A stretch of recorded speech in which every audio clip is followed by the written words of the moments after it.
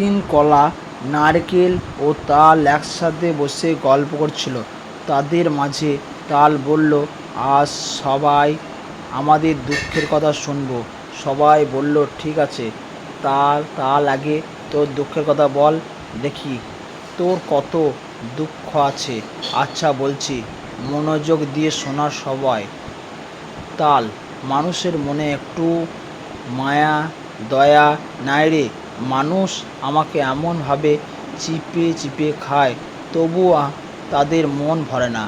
ভাবছি হয়তো আমায় চিপে খাওয়ার পরে ফেলে দেবে না, তবুও আমায় কুড়াল দিয়ে কুপিয়ে খায়।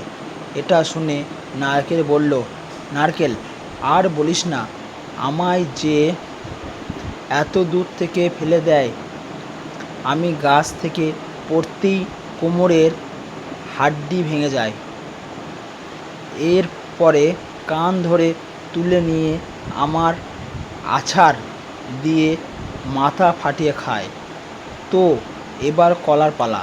কলা, আমার মান সম্মান বলতে কিছুই নেই। আমায় যখন খাওয়া শুরু করে, আমার কাপড় খুলে খায়।